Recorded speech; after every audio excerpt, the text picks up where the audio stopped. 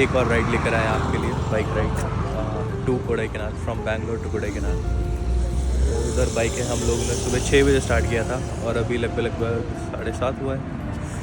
तो लगभग कवर कर दिया है 1.5 घंटे में 110 किलोमीटर। तो अभी पीछे टोल को क्रॉस किया है, तो इधर थोड़ा पानी वगैरह लेने के लिए रुका।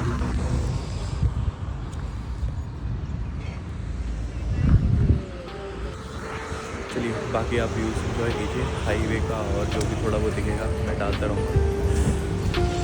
Bye, C you.